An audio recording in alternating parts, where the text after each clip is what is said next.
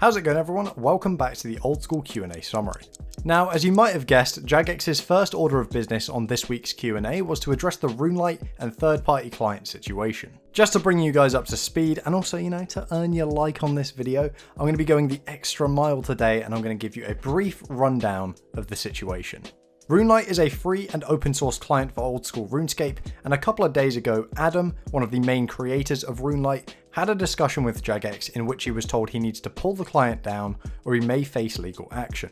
Adam wrote a public response in which he said that he would not take RuneLite down unless other third-party clients were also asked to do the same. He claimed that he was given no specifics in terms of what differentiated RuneLite from these other clients or what was the specific problem, but if he was given this information, he would be happy to work with Jagex. He even offered to close source the client, but this was still not to Jagex's liking. This caused an absolute uproar in the community, sparking everything from the cancelling of membership to conspiracy theories about Jagex getting kickbacks from OSBuddy. ModMattK said that over many months, the team have been listening to what the community have been saying in regards to third-party clients. He explained that the team have been working on a strategy to address third-party clients and to provide the community with clarity on Jagex's stance. This is why the questions about third-party clients haven't recently been addressed. He added that this strategy has been in place for many months now, and part of that strategy is to review the different clients. During the review of RuneLite, Jagex saw that RuneLite had a public deobfuscator. Obfuscation is the process of making code more difficult to work with and understand, and a deobfuscator reverses that process, making code readable. MattK said that RuneLite deobfuscated the old school client and then published the code. He claimed that this is a breach of copyright law and it is the reason why Jagex have asked them to take the client down. He added that publishing deobfuscated code in this way allows the botting community to do what they do with greater ease, which is not something that Jagex want to happen. A little later on in the stream, ModMattK said that there are some other things going on with the client which might also be objectionable, but the public deobfuscation of the old school client is the one which he feels is worth talking to the community about. He said that their objective is to focus on the long-term health of the game, and these are the kinds of decisions which Jagex sometimes have to make, popular or not. At this point, Mod Ash jumped in and said that they understand that RuneLite is a project which comes from a love of the game, and the team do respect that. However, he also said that they cannot allow such a project to exist if it's allowing people to create additional botting tools. He finished off by saying that they are aware people would like more features in the vanilla client, and part of the ongoing strategy is to figure out which of these might be possible. When asked how Jagex planned to prevent RuneLite from being reposted, ModMattK said that he can't go into detail, but there's a team of top men working on it. We have top men working on it right now. Who? Top men.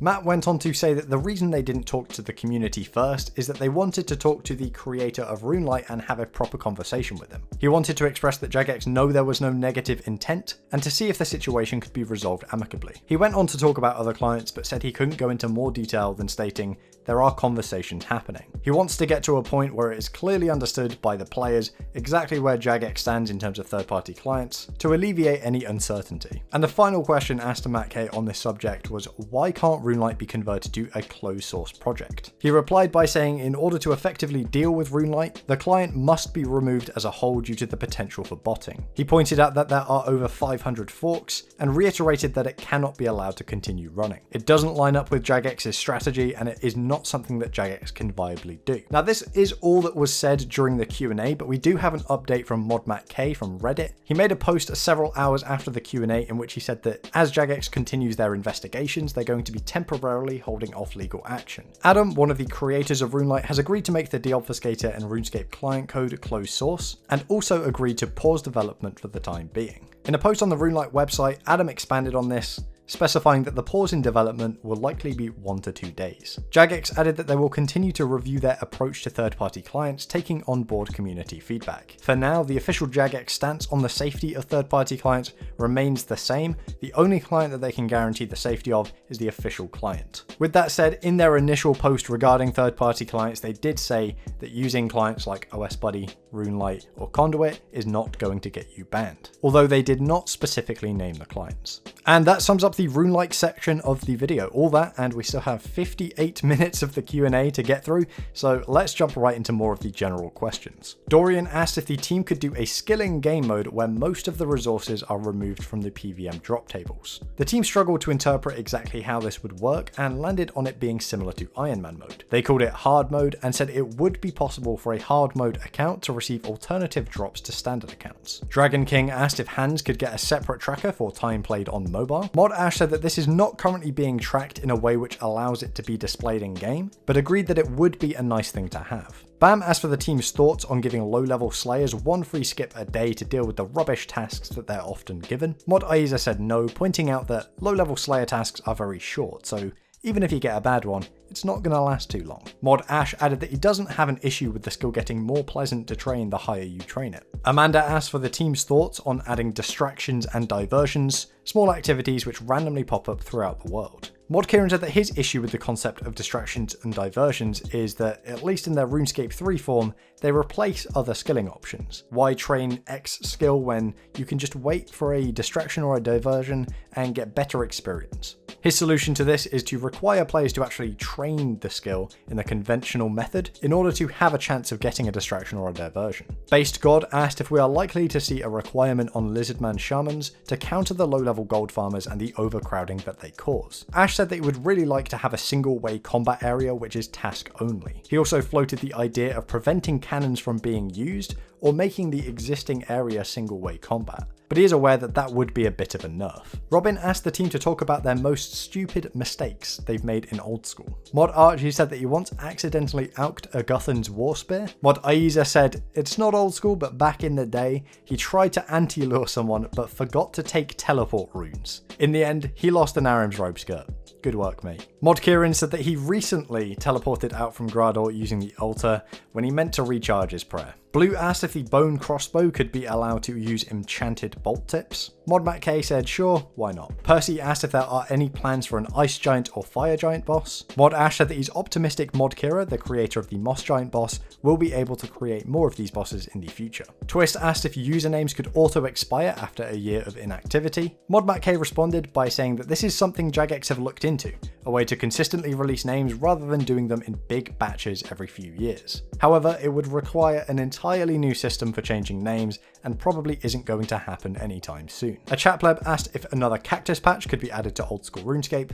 Mod Ash said that some players want another patch, but others want the existing patch to yield a random number of spines like herb patches do with herbs. He said that either or both of these options are possible. A player asked if a black graceful recolor could come from the Theatre of Blood. Mod Matt K said that this makes sense to him, but Mod Archie disagreed and said it isn't very relevant to agility. Sin asked if your progress through barbarian training could be added to the mini quest tab. Mod Ash said that he would like to do this, and a lot of the legwork is already done as a part of the existing book which tracks your progress. Tile asked if there was any news on a free-to-play quality of life poll. Mod Matt K said that there are a number of things the team want to do with free-to-play, specifically for the launch of mobile. He wasn't sure if these things should be polled or if they should just be put straight into the game. Mod Kieran discussed the idea of a free-to-play achievement diary to introduce new players to varied content. Arkid asked if a warning could be added when hopping worlds inside a raid. Mod Ash said that the world hopper is already disabled inside raids. Jose asked if the team could release the new drop table for Deadman, specifying the items and drop rates. Mod Archie said that he's got no issue with doing that, but it is dependent on the time of the CM team to format and release the data. At this point, Mod Matt K floated the idea of a Deadman server without the PvP aspect, so a fresh server with increased experience rates and improved drop tables.